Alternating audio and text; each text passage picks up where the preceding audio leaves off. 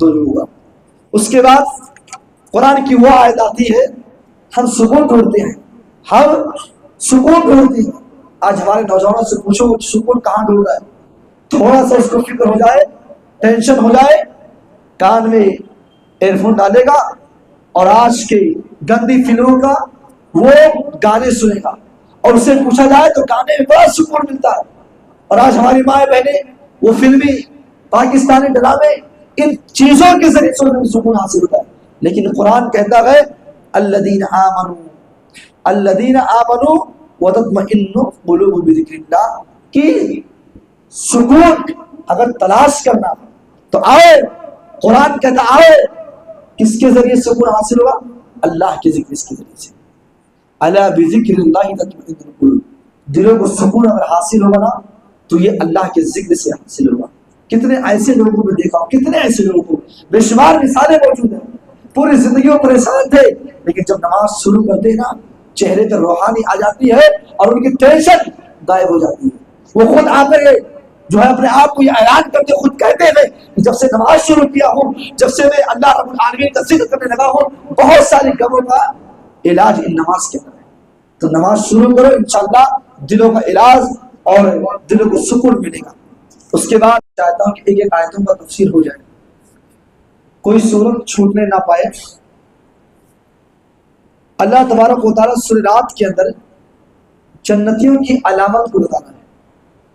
دنیا کے اندر وہ علامتیں اگر کسی کے اندر پائی جائے تو سمجھ لیجئے کہ نشانی ہے جنتیوں کی۔ اللہ تبارک و تعالیٰ نے فرمایا الذین یوفون بعہد اللہ، پہلی نشانی یہ ہے، جنتیوں کی پہلی نشانی یہ ہے کہ اللہ تعالیٰ جب ان سے وعدہ کیا تھا، کوئی بھی وعدہ، تمام وعدوں کو یہ پورا کرتے ہیں۔ جب انسان کو پیدا کیا اللہ نے، ساری روحوں کو اکٹھا کیا، ہماری روح، آپ کی روح، اس مسجد میں بیٹھے ہوئے تمام لوگوں کی روح اکٹھا ہوئی تھی، اور اللہ نے پوچھا تھا کیا تم لوگ اپنا رب مجھے مانتے ہو؟ سب لوگوں نے کہا تھا بلا، کیوں نہیں۔ تو اس کا تقاضا کیا ہے کہ آپ نماز پڑھو، آپ رب کو مانو، اور اگر ہم نے یہ وعدہ کر لیا تھا کہ اللہ تو میرا رب ہے، تو اگر ہم نماز نہیں پڑھتے ہوئے کہ اللہ رب العالمین کی عہد کو توڑ رہے ہیں۔ ہر چیز جو شریعت نے آپ کو بتلائی ہے اس کو آپ کو پورا کرنا ہے۔ تو جنتیوں کی علامت یہ ہے الذین یوفون بعہد اللہ، وہ اللہ تعالیٰ کے وعدہ کو پورا کرتے ہیں، ولا ينقضون المیثاق، اور وہ اللہ تعالیٰ کے عہد کو توڑتے نہیں۔ پتہ یہ چلا کہ جنتیوں کی پہلی علامت یہ ہے، دنیا کے اندر کوئی ایسا دکھے جو اللہ کے وعدے کو پورا کرتا ہے، اللہ کے وعدے کو توڑتا نہیں ہے، تو یہ جنتیوں کی علامت ہے۔ دوسری نشانی یہ ہے والذین یصلون ما امر اللہ بہ، اللہ نے جن چیزوں کو جوڑنے کا حکم دیا ہے، جنتی کیا کرتے ہیں؟ اس کو جوڑتے ہیں۔ دنیا کے اندر کوئی ایسا آدمی دکھے جو رشتہ داری کو جوڑتا ہے، جو تعلقات کو بنا کر رکھتا ہے، بھائی بھائی لڑائی ہوتے جھگڑا ہوتے ہیں، اگر وہ اپنے اس لڑائی کو سلجھا لیتا ہے تو یہ جنتیوں کی علامت ہے۔ اس کے بعد ایک نشانی اور ہے وَيَخْشَوْنَ رَبَّهُمْ، جنتی جو ہوتے ہیں یہ اپنے رب سے ڈرتے بھی ہیں۔ تین نشانی ہوئی، ایک نشانی کہ اللہ تعالیٰ عہد کو پورا کرتے، وعدہ کو پورا کرتے، توڑتے نہیں ہے، اور دوسری نشانی کہ اللہ نے جن چیزوں کو جوڑنے کا حکم دیا ہے جوڑتے ہیں، توڑتے نہیں ہیں۔ اب تیسری نشانی یہ ہے کہ اللہ سے بہت زیادہ ڈرتے ہیں۔ وَأَمَّا مَنْ خَافَ مَقَامَ رَبِّهِ وَنَهَى النَّفْسَ عَنِ الْهَوَىٰ، کہ جو اپنے رب کے سامنے کھڑا ہونے سے ڈر گیا، ایک دن قائم ہوگا، ہر انسان کو اپنے رب کے سامنے پہنچنا ہے، اور اسی دن سے کہ اللہ کے سامنے کھڑا ہونا، جو ڈر گیا اور برائیوں سے بچ گیا۔ ہم اپنے آنکھوں سے دیکھتے ہیں کتنے لوگ حرام کمائی کاروبار کرتے ہیں، ہمارا بھی دل چاہتا ہے کہ ہم بھی حرام کمائی کے ذریعے سے دولت کما لیں، لیکن اللہ کا ڈر، اللہ کا خوف ہے، اس لیے ہم یہ کام نہیں کرتے ہیں۔ تو جو اللہ کے سامنے کھڑے ہونے سے ڈرا فإن الجنة هي المأوى، اس کے لیے جنت ہے، ٹھکانہ جنت ہے۔ تو وَيَخْشَوْنَ رَبَّهُمْ، جو لوگ ڈرتے ہیں وہ بھی جنتیوں کی علامت اور جنتیوں کی نشانی ہے۔ اس کے بعد وَيَخَافُونَ سُوءَ الْحِسَابِ، جو برے کام کرتے ہیں اس سے بھی وہ ڈرتے ہیں۔ جنتیوں کی ایک علامت یہ ہے کہ جب برا کام کرنے چلتے ہیں تو ان کو اپنے رب کا خوف ہوتا ہے، اللہ کا ڈر ہوتا ہے، یہ ہے جنتیوں کی علامت۔ اس کے بعد والذین صبروا ابتغاء، اور جنتی صبر کرتے ہیں۔ جنتیوں کی ایک علامت یہ ہے کہ وہ صابر ہوتے، صبر کرنے والے ہوتے ہیں، اور ایک علامت یہ ہے وَأَقَامُوا الصَّلَاةَ، نماز قائم کرتے ہیں، وَأَنفَقُوا مِمَّا رَزَقْنَاهُمْ، اور اللہ کے راستے میں وہ خرچ بھی کرتے ہیں، اور اس کے ساتھ ساتھ وہ اپنی نیکیوں کے ذریعے سے ان سے جو غلطیاں ہوئی ہیں نیکیوں کے ذریعے سے اس غلطی کو مٹاتے ہیں، نیکیوں کے ذریعے سے گناہوں کو مٹاتے ہیں۔ یہ جنتیوں کی علامت ہے۔ پہلی علامت اللہ کے عہد کو توڑتے نہیں، پورا کرتے ہیں۔ دوسری علامت یہ ہے کہ اللہ رب العالمین نے جن چیزوں کو جوڑنے کا حکم دیا ہے اس کو جوڑتے ہیں۔ اور تیسری علامت یہ ہے اللہ سے ڈرتے ہیں۔ چوتھی علامت یہ ہے برائی جب کرنے چلتے ہیں تو اس برائی کو بھی غلط سمجھتے ہیں اور ڈرتے ہیں۔ اور پانچویں علامت نماز قائم کرتے ہیں۔ اور چھٹی علامت کہ اللہ رب العالمین کی دی ہوئی مال میں سے اللہ کے راستے میں خرچ کرتے ہیں۔ ساتویں علامت یہ ہے کہ وہ صبر کرتے ہیں۔ اور آٹھویں علامت یہ ہے کہ نیکیوں کے ذریعے سے اپنے برائیوں کو مٹاتے ہیں۔ یہ 7 اور 8 علامتیں ہیں کہ جنت میں جانے والی ہیں۔ اس کے برعکس صرف 1-2 علامتیں اللہ نے ذکر کیا ہے کہ جہنمیوں کی علامت ہیں۔ وہ کون لوگ ہیں؟ والذین ينقضون عہد اللہ من بعد میثاقہ، جو اللہ تعالیٰ کا عہد کو توڑتے ہیں۔ اللہ تبارک و تعالیٰ سے لوگوں نے یہ کہا تھا کہ اللہ ہم تجھے اپنا رب مانتے ہیں، لیکن اس عہد کو توڑتے ہیں، اللہ کے بتائے ہوئے طریقے پہ نہیں چلتے ہیں، ایسے ہی لوگ جہنم میں جانے والے ہیں۔ وَيَقْطَعُونَ مَا أَمَرَ اللَّهُ، اور وہ لوگ جو رشتے کو توڑتے ہیں، اللہ نے جن چیزوں کو حکم دیا جوڑنے کا وہ ان چیزوں کو توڑتے ہیں اور کاٹتے ہیں، یہی لوگ جہنم میں جانے والے ہیں۔ جنتیوں کا تذکرہ 7 اور 8 لوگوں کیا، اور جہنمیوں کا تذکرہ 2 لوگوں کا۔ اس کے بعد قرآن کی وہ آیت آتی ہے ہم سکون ڈھونڈتے ہیں، ہم سکون ڈھونڈتے ہیں۔ آج ہمارے نوجوانوں سے پوچھو سکون کہاں ڈھونڈ رہا ہے، تھوڑا سا اس کو فکر ہو جائے، ٹینشن ہو جائے، کان میں ایئر فون ڈالے گا اور آج کے گندی فلموں کا وہ گانے سنے گا، اور اسے پوچھا جائے تو گانے میں بڑا سکون ملتا ہے۔ اور آج ہماری مائیں بہنیں وہ فلمی پاکستانی ڈرامے ان چیزوں کے ذریعے سے سکون حاصل ہوتا ہے، لیکن قرآن کہتا ہے الذین آمنوا وتطمئن قلوبهم بذکر اللہ، کہ سکون اگر تلاش کرنا تو آئے، قرآن کہتا آئے، کس کے ذریعے سکون حاصل ہوگا؟ اللہ کے ذکر کے ذریعے سے۔ الا بذکر اللہ تطمئن القلوب، دلوں کو سکون اگر حاصل ہوگا نا تو یہ اللہ کے ذکر سے حاصل ہوگا۔ کتنے ایسے لوگوں کو دیکھا ہوں، کتنے ایسے لوگوں کو، بے شمار مثالیں موجود ہیں، پوری زندگی وہ پریشان تھے، لیکن جب نماز شروع کرتے ہیں نا چہرے پر روحانی آ جاتی ہے اور ان کی ٹینشن غائب ہو جاتی ہے۔ وہ خود آ کر جو ہے اپنے آپ کو یہ اعلان کرتے، خود کہتے ہیں کہ جب سے نماز شروع کیا ہوں، جب سے میں اللہ رب العالمین کا ذکر کرنے لگا ہوں، بہت ساری غموں کا علاج ان نماز کے اندر ہے۔ تو نماز شروع کرو، انشاءاللہ دلوں کا علاج اور دلوں کو سکون ملے گا۔ اس کے بعد سورہ ابراہیم کی ایک آیت شکر گزاری کے تعلق سے اور ناشکری کے تعلق سے۔ اللہ تبارک و تعالیٰ نے جو نعمتیں ہمیں دی ہے، ہمیں ان نعمتوں کا شکر گزار بندہ بن کر رہنا چاہیے۔ اللہ نے جو بھی نعمت آپ کو دی ہے، ہمیں جو دی ہے، ساری نعمتوں کو ہمیں اور آپ کو شکریہ ادا کرنا چاہیے۔ وَإِذْ تَعَذَّنَ رَبُّكُمْ لَئِنْ لَازِدَنَّكُمْ، او لوگوں، اللہ آپ کو، ساری کائنات کو، جن لوگوں کو اللہ رب العالمین نعمتوں سے نوازا ہے، اللہ تبارک و تعالیٰ حکم کر رہا ہے کہ لوگوں اللہ کے ان نعمتوں کو شکر گزار بندہ بن جاؤ۔ اگر تم اللہ کی دی ہوئی نعمتوں کو شکر گزاری کرتے ہو تو اللہ تبارک و تعالیٰ کہتا ہے تمہارے شکر گزاری کی وجہ سے ہم تم کو اور زیادہ دیں گے۔ اگر آپ کو کوئی نعمت ملی ہے اور اس نعمت کا آپ شکر گزاری کرتے ہیں تو اللہ آپ کو اور دے گا، کمی نہیں کرے گا۔ اللہ کے نبی صلی اللہ علیہ وسلم آپ ہمیں نماز پڑھ رہے ہیں، اماں عائشہ دیکھتی ہیں کہ میرے شوہر رات میں لمبے قیام کر رہے ہیں اور سجدہ لمبے ہو رہے ہیں اور رکوع بھی لمبے ہو رہی ہے۔ اللہ کے نبی صلی اللہ علیہ وسلم کی پیاری بیوی اما عائشہ کہتی ہیں اے اللہ کے نبی آپ نماز پڑھتے ہیں, رات میں تہجد پڑھتے ہیں, اے اللہ کے نبی آپ تو امام المرسلین ہیں, آپ تو امام الاولین ہیں, اے اللہ کے نبی آپ تو امام الاخرین ہیں, آپ تو امام القبلتین ہیں, اے اللہ کے نبی آپ تو تمام نبیوں کے سردار ہیں, آپ کے گناہوں کو بخش دیا گیا ہے. لیکن اے اللہ کے نبی آپ رات میں نماز پڑھتے ہیں, آپ کے پاؤں سوج جایا کرتے ہیں, آپ کے پاؤں میں جو ہے ایڑیوں میں آپ کے نشان پڑ جاتے ہیں, آپ کے پاؤں پھٹ جاتے ہیں, ورم آ جاتا ہے. اے اللہ کے نبی اتنے لمبے قیام کرنے کی کیا ضرورت ہے, اے اللہ کے نبی ہلکی نماز پڑھیے. اللہ کے نبی کہتے ہیں اے میری بیوی اب تک شکورا, کیا میں اپنے رب کا شکر گزار بندہ نہ بن جاؤں. میرے بھائیوں, اللہ نے آپ کو جو نعمت دی ہے, یہ جوانی, یہ تندرستی, کتنے ایسے لوگوں کو میں نے دیکھا ہے جو اپنے جوانی میں نماز نہیں پڑھ سکے لیکن اب نماز پڑھنے کے لیے آتے, کرسی پر بیٹھ کے نماز پڑھتے ہیں. اللہ نے ان کو جوانی دی تھی, ان کو طاقت دیا تھا, ان کو رکوع کرنے کی جب حال طاقت تھی, جب ان کو قیام کرنے کی طاقت تھی, کبھی مسجدوں میں نہیں آئے. لیکن جب بڑھاپا آیا, جسم کی طاقت ختم ہو گئی, تو آ کر وہ مسجدوں میں کرسی پر نماز پڑھتے ہیں. اللہ نے جو آپ کو طاقت دی ہے, یہ آپ کی جسم, یہ خوبصورت نعمت ہے, اس نعمت کا فائدہ اٹھاؤ اور جوانی کی حالت میں آ کر مسجدوں میں نماز پڑھو. یہ اللہ رب العالمین کی نعمتوں کو اگر شکر گزاری کرو گے تو اللہ اور مزید آپ کو عطا کرے گا.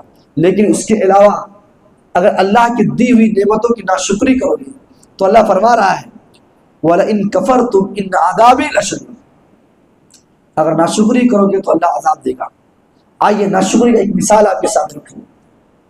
مسلم شریف کی روایت ہے, بنی اسرائیل کے اندر 3 لوگ تھے, 3 لوگ, ایک کو کوڑھی کی بیماری تھی, اور ایک آدمی گنجا تھا, اور ایک اندھا تھا, آنکھوں سے نابینا تھا, نہیں دیکھ پا رہے تھے, آنکھوں سے نابینا تھے, بہت پریشانی کی زندگی تھی. 3 لوگ ہیں, تینوں کی بیماری الگ الگ ہے, اور مشکلات میں ان کے پاس کوئی دولت نہیں ہے. اللہ کو ترس آتا ہے, اللہ کو رحم آتا ہے, ایک فرشتوں کو بھیجتا اللہ. فرشتہ پہلے اس آدمی کے پاس آتا جو کوڑھی ہوتا, اس سے کہتا ہے تم کو کیا چاہیے, کیا تم چاہتے ہو دنیا کے اندر. اس نے کہا کہ میں چاہتا ہوں کہ میری جو بیماری, کوڑھی کی بیماری, وہ ٹھیک ہو جائے. فرشتے نے اس کے سر پر ہاتھ پھیرا اور اللہ کے حکم سے اس کی بیماری صحیح ہو گئی. اور فرشتہ کہتا تمہیں دولت کیا پسند ہے؟ اس نے کہا مجھے اونٹ بہت زیادہ پسند ہے. فرشتے نے اس کو ایک حاملہ اونٹنی جو ہے اس کو دیا اور برکت کی دعا کی, اور پھر وہ آگے بڑھا. اس کے دوسرے ساتھی کے پاس جاتا ہے جو گنجا تھا, اس سے بھی یہی معاملہ ہوتا ہے کہ تم کو کیا چاہیے, تمہاری کیا پسند ہے, تو وہ بھی کہتا ہے کہ میرا گنجے کی بیماری صحیح ہو جائے, اور مجھے سب سے زیادہ گائے پسند ہے. فرشتہ ایک گائے حاملہ اور برکت کی دعا دے کر چلتا ہے. تیسرے کے پاس جب آتا ہے جو اندھا ہوتا ہے, اس کو پوچھتا ہے تم کو کیا چاہیے. وہ کہتا ہے کہ کائنات کے اندر, دنیا کے اندر اس رنگینی کو میں نہیں دیکھ پا رہا ہوں, لوگ کیسے ہیں کیسے نہیں ہے, میرے نظروں سے صرف اندھا ہی دکھائی دیتا ہے, ساری دنیا اندھی ہے, میں چاہتا ہوں کہ میری بینائی لوٹ آئے. فرشتہ دعا کرتا, ہاتھ کو پھیرتا, اللہ کے معجزے سے اس کی بینائی واپس آ جاتی ہے. اور پھر کہتا تم کو مال میں کیا چاہیے, کیا پسند کرتے ہو. وہ کہتا ہے, وہ اندھا کہتا مجھے سب سے زیادہ بکری پسند ہے. یہ 3 لوگ اللہ رب العالمین نے ان کو دولت بھی دی, ان کے برائیوں کو بھی, ان کے بیماریوں کو بھی ختم کیا. لیکن چند عرصہ گزرے ہی تھے, اللہ رب العالمین نے ان کو آزمانا چاہا, اسی فرشتوں کو بھیجتا ہے, اور وہی فرشتہ ایک غریب انسان کے شکل میں آتا ہے, اور وہ فرشتہ آ کے سب سے پہلے کوڑھی کے پاس جاتا ہے اور اس سے کہتا ہے او میرے بھائی, میرا سفر بہت لمبا ہے, مجھے بہت دور کا سفر کرنا ہے, میرے پاس کھانے کے لیے کچھ نہیں ہے. اور میرے بھائی, میرے پاس سفر کرنے کے لیے کوئی سواری نہیں ہے, آپ کے پاس یہ جو اونٹ اور اونٹنیاں دکھ رہی ہیں, یہ اونٹوں کے جو انبار ہیں, میں چاہتا ہوں کہ کسی ایک اونٹ کو مجھے دے دو تاکہ میں اپنے سفر کو پورا کر لوں. وہ وہ آدمی کہتا ہے میں یہ مال کو نہیں دے سکتا ہوں. فرشتہ جو انسانی شکل میں آیا ہوا تھا وہ کہتا ہے میرے بھائی مجھے بہت سخت ضرورت ہے, میں آپ سے ریکویسٹ کرتا ہوں دے دیجئے. وہ کہتا ہے نہیں میں نہیں دوں گا. فرشتہ کہتا ہے تم بھولو مت, اس وقت کو تم ایک غریب انسان تھے, تمہیں اللہ نے اپنے فضل و کرم سے دولت دے دیا ہے. وہ آدمی کہتا ہے اب اللہ نے جو اس کو نعمت دی ہے اس نعمتوں کو پانے کے بعد اترانے لگتا ہے, کہتا ہے کہ یہ دولت تو ہمارے باپ داداؤں سے چلی آ رہی ہے, یہ تم کس طرح کی بات کرتے ہو. فرشتہ کہتا ہے تم بھولو مت, تم کو کوڑھی کی بیماری تھی, اللہ رب العالمین نے تمہاری اس بیماری کو ٹھیک کیا ہے. وہ آدمی کہتا ہے نہیں مجھے کبھی تو کوئی بیماری تھی ہی نہیں. فرشتہ کہتا ہے تم جھوٹ بول رہے ہو اور اللہ کی سے نعمت کی ناشکری کر رہے ہو تو اللہ تم کو پہلے جیسا فکر دے, اور اللہ کے کرنے سے ہوا تو پہلے جیسا ہو گیا. اس کے بعد فرشتہ دوسرے کے پاس جاتا ہے جو گنزا تھا, جس نے گائے کی فرمائش کی تھی, اس کے ساتھ بھی یہی معاملہ ہوتا ہے, اس کے پاس بھی وہ بھی انکار کر دیتا ہے. اور فرشتہ پھر بدعا دیتا ہے اور ان کی ساری جو پہلے جیسے تھے سارے کے سارے لوگ پہلے ہو گئے. جب تیسرے کے پاس جاتا ہے جو اندھا تھا, دنیا کے رنگینے کو نہیں دیکھ پا رہا تھا, اس کے پاس جب فرشتہ جاتا ہے تو اس سے کہتا میرے بھائی سفر بہت لمبا ہے اور میں بہت دور سے آیا ہوا ہوں, مجھے ایک سواری کی ضرورت ہے. وہ آدمی کہتا میرے بھائی وہ بکریوں کی سارے انبار لگے ہوئے ہیں, جتنی بکریاں تم کو چاہیے لے جاؤ, یہ اللہ کی طرف سے مجھے نعمت ملی تھی اور میں ایک غریب انسان تھا, میں آنکھوں سے اندھا تھا, اللہ کے فضل و کرم سے اللہ نے مجھے یہ نعمت دی تھی. اس کے بعد فرشتہ کہتا ہے تم کامیاب ہو گئے, تمہارے جو دو ساتھی تھے وہ ناکام ہو گئے صرف اور صرف اللہ کی ناشکری کرنے کی وجہ سے. یہ ایک آزمائش تھی لوگوں کے لیے. تو جو ناشکری کرتے ہیں یاد رکھو اللہ تبارک و تعالیٰ کسی نہ کسی ذریعے سے ہماری اور آج بھی آزمائش کر سکتا ہے. اس کے بعد 14ویں پارہ کو ہم دیکھتے ہیں. اس پارے کے اندر سب سے پہلے دنیا کے اندر ہم مسلمان الگ ہیں اور کافر الگ ہیں. کتنی دشمنیاں ہیں آج. وہ الگ اپنے تہوار منا رہے ہیں, ہم اپنے تہوار الگ منا رہے ہیں. وہ الگ اپنے اسٹیٹ میں رہتے ہیں, اپنے حد میں رہتے ہیں, اور ہم الگ جگہ رہتے ہیں. لیکن قیامت کے دن یہی کافر تمنا کریں گے, آرزو کریں گے اے کاش ہم مسلمان ہوتے. 14واں پارے کی پہلی آیت بتاتی ہے ربما یود الذین کفروا لو کانوا مسلمین. قیامت کے دن دنیا کے اندر تو کافر الگ رہتے ہیں, مسلمان الگ رہتے ہیں, ان سے کوئی میل نہیں ہوتا ہے. آج تو دشمنی اس طرح بڑھ گئی ہے, لیکن قیامت کے دن یہی کافر اللہ تعالیٰ سے فریاد کریں گے اے کاش ہم بھی مسلمان ہوتے, اور اللہ سے کہیں گے اے اللہ زمین بھر کی سونا دینا چاہتے ہیں, اے اللہ ان الذین کفروا وماتوا هم کفار. اے اللہ وہ کافر جو دنیا کے اندر کفر کرتے تھے اور کفر کی حالت میں ان کا انتقال ہوا ہے, قیامت کے دن اللہ تبارک و تعالیٰ کے پاس زمین بھر کا سونا بھی دیں گے اور کہیں گے اللہ ایمان والے کے صفوں میں کھڑا کر دے. لیکن اللہ کہے گا نہیں ربما یود الذین کفروا لو کانوا مسلمین. قیامت کے دن سارے کافروں کی یہ تمنا ہوگی اے کاش ہم دنیا میں اسلام لے آئے ہوتے, اے کاش ہم بھی مسلمان ہو گئے ہوتے. اس کے بعد اللہ تبارک و تعالیٰ اپنے نبی کو تسلی دے رہا ہے. اللہ کے نبی جب تبلیغ کر رہے تھے, جب اپنی پیغام کو دعوت حق کو پہنچا رہے تھے, تو کچھ ایسے کافر تھے جن کا ٹارگٹ یہ تھا دنیا سب کچھ کھاؤ کماؤ عیش کرو, جیسے آج کچھ نوجوانوں کا ہے, آج بھی کچھ مسلمانوں کا ہے. ان کا مقصد یہ ہے دنیا کے اندر ہم آئے انجوائے, صرف انجوائے, کھاؤ کماؤ پیسہ اڑاؤ عیاشی کرو برائی کرو, آخر تو کچھ نہیں ہوگا. اللہ اسی بات کو نبی کو تسلی دے رہا ہے ذرہم یأکلوا ویتمتعوا. اے نبی ایسے کافروں کو آپ چھوڑ دیجئے, وہ کھائے اور پیے. ان کا مقصد یہی ہے کہ ہم دنیا کے اندر کھانے کے لیے آئے ہیں, ہم دنیا کے پینے کے آئے ہیں, ہم دنیا کے اندر عیش و آرام کرنے کے لیے آئے ہیں. تو اے نبی آپ ان کو ان کی حالت کو چھوڑ دیجئے. فسوف یعلمون, عنقریب وہ اپنے انجام کو دیکھ لیں گے, جان لیں گے. ان کے ساتھ جو ہوگا وہ دیکھیں گے. اور آگے فرمایا بھی وما اہلکنا من قریۃ, کتنے ایسے بستیوں کو ہم نے ہلاک کیا ہے اور یہ چیز کوئی مخفی نہیں ہے الا ولہا کتاب معلوم. اس قرآن میں سارے بستیوں کے واقعات کو اللہ نے ذکر کیا ہے کہ کس وجہ سے ہم نے ان کو ہلاک کیا ہے. تو میرے بھائیوں اللہ تبارک و تعالیٰ نے یہ زندگی جو ہمیں دی ہے یہ زندگی کھانے اور کمانے اور عیش و آرام کی زندگی نہیں ہے. آپ کھائیے، دولت بنائیے، عیش و آرام کیجیے، لیکن اصل مقصد آخرت کا مقصد ہونا چاہیے. اس کے بعد قرآن کی ذمہ داری کے تعلق سے بھی اللہ تبارک و تعالیٰ نے فرمایا آج دنیا کے اندر لوگ قرآن کو مٹانے کے لیے کتنی ایڑی سے چوٹی تک پوری طاقت لگاتے ہیں، لیکن جب اس قرآن کی ذمہ داری اللہ نے لے لی ہے تو اس قرآن کو کون مٹا سکتا ہے؟ وہ 6 سال 7 سال کے بچوں کے سینوں میں یہ قرآن محفوظ ہو جاتا ہے دنیا کے اندر کوئی ایسی کتاب جو 7 سال کے بچوں کے سینے کے اندر یہ کتاب محفوظ ہو؟ دنیا کے اندر قرآن کے علاوہ کوئی ایسی کتاب نہیں ہے جو 7 سال کا بچہ اس کو حفظ کر ڈالے اور حرف بار نہیں بھولے نا. وہ اللہ نے قرآن کی درست تاثیر دی ہے اور اللہ نے اس قرآن کی ذمہ داری کی حفاظت خود لی ہے. اس قرآن کی ذمہ داری اس کی حفاظت خود کریں گے. تو اللہ تبارک و تعالیٰ نے اس کتاب کی ذمہ داری لی ہے، لہذا اس کے اوپر ہماری ذمہ داری ہوتی ہے کہ ہم اس کو پڑھیں، اس پر عمل کریں، اس کے درس و دروس کو سنیں. ہم عربی زبان سے واقف نہیں ہیں، ہمارے سامنے تلاوت ہو جاتی ہے، ہم پتہ نہیں پاتے ہیں، اسی لیے تو ایک دروس رکھا جاتا ہے تاکہ اس کے مفہوم کو سمجھ جائے کہ اللہ ہمارے سامنے کیا کہہ رہا ہے. اس کے بعد اللہ تبارک و تعالیٰ نے قوم لوط کا ذکر کیا.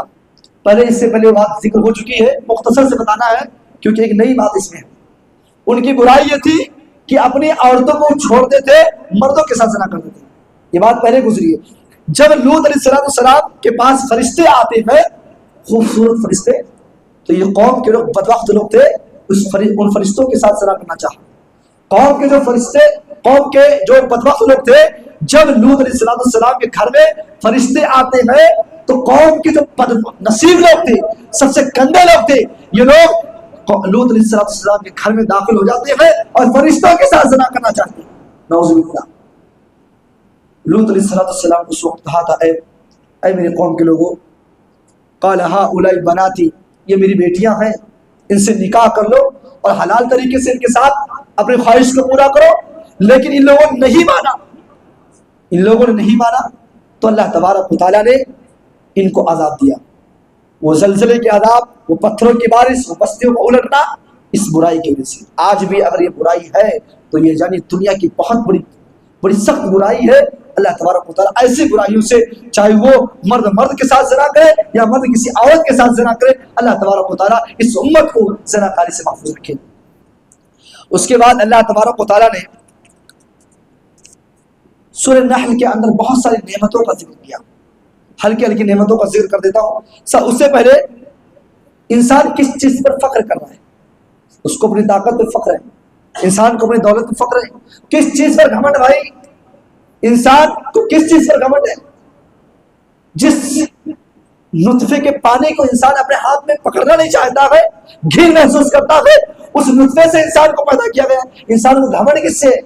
اللہ نے فرمایا خلق الانسان من نطفہ، انسان کو ایک نطفے، حقیر نطفے سے، گندے پانی سے پیدا کیا گیا ہے.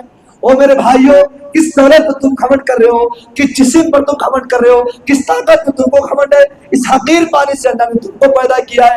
کبھی اس حقیر پانی کو اپنی نظروں کے سامنے لاؤ اور یہ سوچو کہ یہ حقیر پانی کتنا گندا پانی ہے، آپ کو اپنی طاقت کا اندازہ ہو جائے گا. اس لیے کبھی اپنی طاقت کو اترانا مت، کبھی گھمنڈ مت کرنا. اور یاد رکھنا اللہ کی اس اصول کو کہ اللہ فرما رہا ہے کہ تم انسان کو جب ایک حقیر پانی سے میں نے پیدا کیا تو فَإِذَا هُوَ خَصِيمٌ مُبِينٌ، وہ کیوں جھگڑالو ہو گیا، وہ کیوں اپنے طاقت کا استعمال کرتا ہے. لہذا انسان کو چاہیے کہ وہ اللہ نے جو طاقت جسم کے تعلق سے ہو یا دولت کے تعلق سے ہو، زمین و جائیداد کے تعلق سے ہو، کسی بھی تعلق سے انسان کو اترانا نہیں چاہیے. وہ اپنے وقت کو بھولے گا کہ حقیر پانی سے پیدا ہوا ہے. اس کے بعد اللہ رب العالمین نے نعمتوں کا ذکر کیا، بہت ساری نعمتیں پیدا کی. ساری نعمتوں کا مقصد کیا ہے؟ اللہ فرماتا ہے لعلکم تشکرون، تاکہ تم لوگ شکر گزار بندے بن جاؤ. بس ایک ہی مقصد ہے. اللہ نے نعمتوں کو جو پیدا کیا ہے، اللہ کی نعمتوں کو تم لو اور فائدہ اٹھاؤ، لیکن اللہ کا شکر کرنا مت بھولیے گا. اس کے بعد آخر میں اللہ تبارک و تعالیٰ نے ان لوگوں کا ذکر کیا زمانے جاہلیت کا ذکر. بس ایک آخری آیت، زمانے جاہلیت کا اللہ نے ذکر کیا. زمانے جاہلیت میں کیا ہوتا تھا؟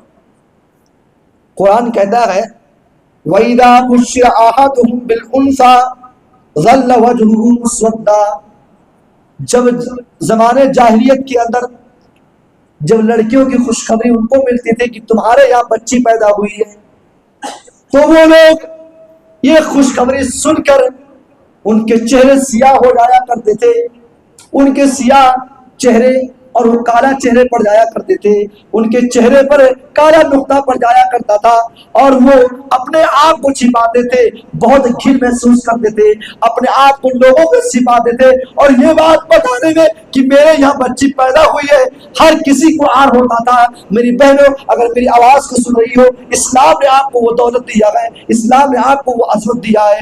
زمانے جاہلیت میں لوگ اپنے بچوں کو زندہ دفن کر دیا کرتے تھے، لیکن اسلام آیا ان تمام چیزوں کو مٹایا، اور اسلام نے عورتوں کو جو مقام دیا، اللہ کے نبی کے پاس ایک عورت آتی ہے اور اپنے 2 بیٹیوں کو لاتی ہے، اللہ کے نبی کے پاس ایک عورت آتی ہے، گھر میں آتی ہے، اللہ کے نبی موجود نہیں ہے، اما عائشہ موجود ہے، اما عائشہ سے کہتی ہے، اے اما عائشہ، اے نبی کی بیوی، میرے پاس کھانے کے لیے کچھ نہیں ہے، میں تنگ دست ہوں، لاچار ہوں، میں بھوکی ہوں، میرے ساتھ 2 بیٹیاں ہیں اور پیٹ میں پتھر بندھے ہوئے، اے اما عائشہ اگر گھر میں کچھ ہے تو کھانے کو دے دو۔ اما عائشہ گھر کے اندر تلاش کرتی ہے، بعض روایتوں میں روٹی کا ذکر ملتا ہے اور بعض روایتوں میں کھجور کے ٹکڑے کا ذکر ملتا ہے۔ چلو، اللہ کے نبی کی بیوی روٹی لاتی ہے اور اس عورت کو دیتی ہے، وہ عورت اس روٹی کے 2 ٹکڑے کرتی ہے اور ایک ٹکڑا اپنے بیٹی کو دیتی ہے اور ایک ٹکڑا دوسرے بیٹی کو دیتی ہے، اور اس روٹی سے کچھ نہیں کھاتی ہے اور چلے جاتی وہاں سے۔ اما عائشہ کو بڑا درد ہوتا ہے، اللہ کے نبی آتے ہیں، میرے بھائی یہ ماں کا درد ہے، ماں بھوکی رہ سکتی ہے لیکن اپنے بچوں کو بھوکا نہیں رکھ سکتی ہے، یہ ماں کا ممتا ہے۔ اللہ کے نبی آتے ہیں، اما عائشہ ذکر کرتی ہے، اے اللہ کے نبی ایک عورت آئی تھی اور اس کے ساتھ میں نے یہ معاملہ دیکھا ہے۔ اللہ کے نبی کہتے ہیں، من ابتلی من البنات بشیء فاحسن الیہن کن لہ سترا من النار۔ اللہ کے نبی کہتے ہیں دنیا کے اندر اگر کوئی آدمی اپنے بچیوں کی وجہ سے آزمائش میں ڈال دیا گیا، کسی آزمائش میں ڈالا گیا، بچیوں کی شادی نہیں ہو رہی ہے، لوگ جہیز کا ڈیمانڈ کر رہے ہیں، اگر آپ نے اپنے بچوں کو اچھے سے پالا ہے اور تعلیم و تربیت پر دھیان دیا ہے اور اچھے سے ان کا نکاح کر دیا ہے، من ابتلی من البنات بشیء فاحسن الیہن، آزمائش میں ڈالے جانے کے بعد بھی آپ اس بچی کے ساتھ احسان کر رہے ہیں، قیامت کے دن یہی بچیاں کن لہ سترا من النار، جہنم کے دروازوں پہ کھڑے ہو جائیں گی اور آپ کے راستے کو روکیں گی، اللہ سے لڑیں گی، اے اللہ میرا باپ دنیا کے اندر میرے لیے آزمائشوں کا سامنا کیا تھا، اے اللہ میرا باپ دنیا کے اندر بہت ساری آزمائشوں کا سامنا کیا تھا، اے اللہ میرے ساتھ اس نے احسان کیا تھا، اللہ میں اپنے باپ کو اپنے آنکھوں کے سامنے جہنم میں جانا دیکھنا نہیں چاہتی ہوں۔ یہ کسی کو مقام حاصل ہے تو اسلام کے شہزادیوں کو، اسی لیے اللہ تبارک و تعالیٰ نے اس زمانے جاہلیت کے وقت کو یاد کرے کہ وہ اپنے بچیوں کو زندہ دفن کر دیتے تھے، لیکن اسلام نے اس چیز کو ختم کر دیا ہے۔ میرے بھائیوں اور میں اپنی ان بہنوں سے ایک ضروری ریکویسٹ کرتا ہوں، اگر اسلام کے اندر ہاتھ جوڑنا جائز ہوتا میں آج ہاتھ بھی جوڑتا۔ جو لوگ اپنے پیٹ میں اپنے بچوں کو مار دیتی ہیں سوئی کے ذریعے سے یا کسی اور بھی طریقے سے، بہت غلط ہے۔ یہ یاد رکھیے زمانے جاہلیت کا طریقہ کچھ اور تھا کہ بچہ پیدا ہونے کے بعد بچے کو دفن کیا جاتا تھا، اور آج یہ طریقہ ہے کہ سوئی کے ذریعے سے 5 مہینے 4 مہینے 3 مہینے 2 مہینے 1 مہینے کے اندر پیٹ کے اندر بچوں کو مار دیا جاتا ہے۔ یہ بہت غلط طریقہ ہے، اس زمانے جاہلیت کا طریقہ۔ اللہ تبارک و تعالیٰ ہم سب کو اسے محفوظ رکھے۔